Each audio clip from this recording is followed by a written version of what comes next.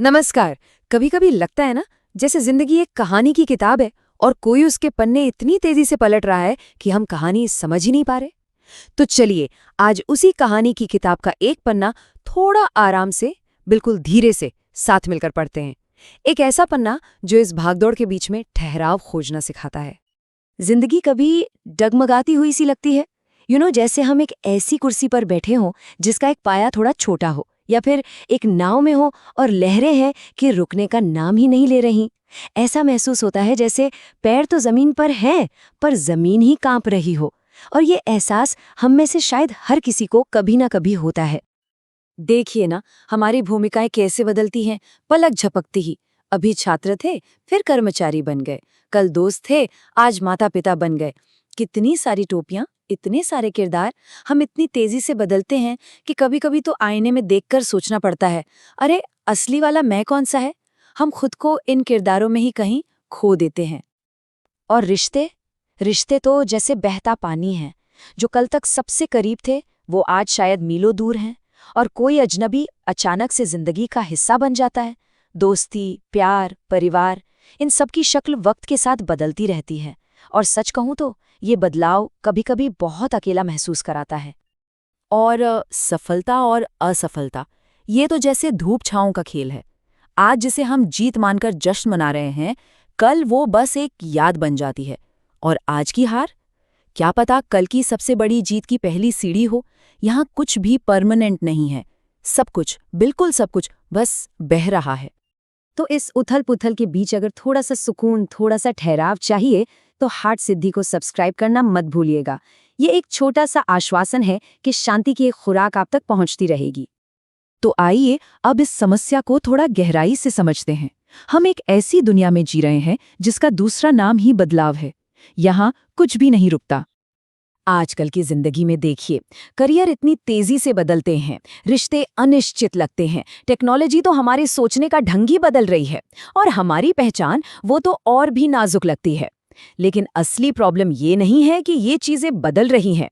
असली प्रॉब्लम ये है कि हम इन्हें कसकर पकड़ना चाहते हैं। पता है ये कैसा है?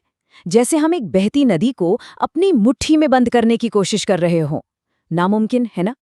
लेकिन जरा एक पल के लिए रुकिए और सोचिए, क्या हो अगर प्रॉब्लम बदलाव में है ही नहीं, बल्कि इस बात में है कि हम स्टेबिलिटी, ठहराव ढूंढ कहाँ रहे हैं। शायद हम अपना घर ही एक हिलते हुए जमीन के टुकड़े पर बना रहे हैं। तो इस उलझन को सुलझाने के लिए कृष्ण हमें एक बहुत ही कमाल का, एकदम रहस्यमयी सा नक्शा दिखाते हैं। एक ऐसे पेड़ का जैसा हमने कभी नहीं देखा। जरा कल्पना कीजिए, एक उल्टा पेड़, जड़ें ऊपर आसमान में और शाखाएं नीचे जमीन की तरफ फैली हुई हैं। कृष्ण कहते हैं ये दुनिया बिल्कुल ऐसी ही है। जो कुछ भी हमें दिखता है, हमारे रिश्ते, हमारी सफलता, हमारी भूमिकाएं, ये सब तो बस उस पेड़ की टहनियां और पत्ते हैं। असली स्रोत, असली जड़, वो तो आंखों से दिखती ही नहीं।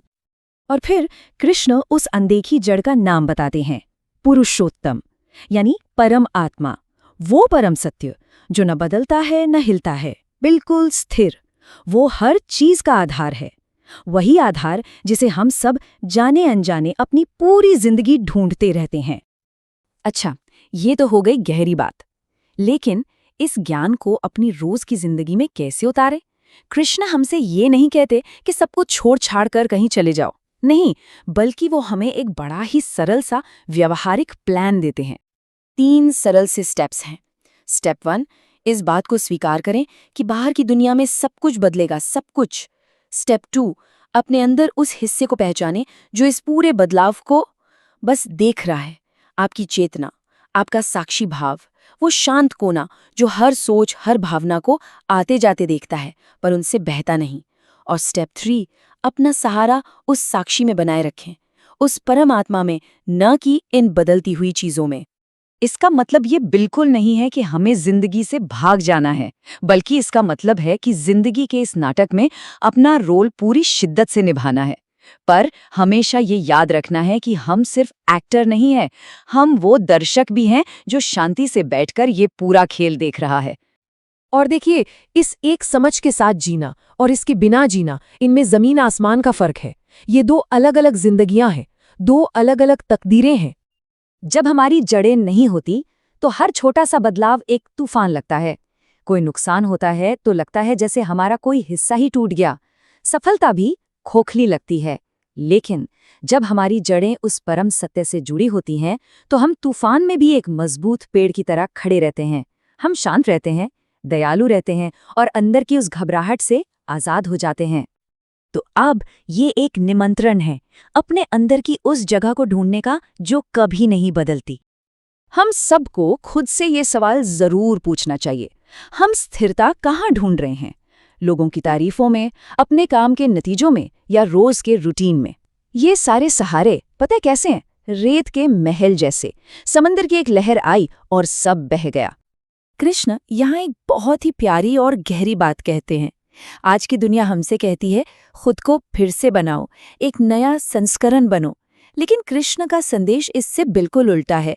वो कहते हैं हमें कुछ नया बनने की जरूरत नहीं है, हमें बस याद करने की जरूरत है कि हम पहले से ही उस शाश्वत, स्थिर, परम आत्मा से जुड़े हुए हैं। हमें बस घर लौटना है। अगर ये बात दिल तक पहुंची हो और इस अंदरूनी ठहराव की यात्रा शुरू करने के लिए तैयार हैं, तो कमेंट्स में रूटेड जरूर लिखिए। और हाँ, याद रखिएगा, ये सफर अकेले का नहीं है। जब हम इसे लाइक करते हैं तो ये शांति का संदेश और लोगों तक पहुंचता है। सब्सक्राइब करने से हर हफ्ते इस तरह की गहराई से जुड़ने का मौका मिलता है। कमेंट्स में हम उन लोगों से जुड़ते हैं जो हमारी ही तरह इस राह पर हैं, और शेयर करके हम इस दुनिया में शांति और ठहराव फैलाने में एक छोटा सा योगदान देते हैं। अब जब हमने ये जान लिया है कि वो अटल चीज क्या है, तो अगले विश्लेषण में हम ये समझेंगे कि हमारे अंदर ऐसी कौन सी शक्तियां हैं जो हमें उसकी तरफ खींचती हैं और कौन सी शक्तियां हैं जो हमें इस बदलाव के जाल में और उलझा देती हैं। ये एक ऐसा राज है जो शायद हमारे हर फैसले को बदल सकता है। तो जरूर जुड़िएगा।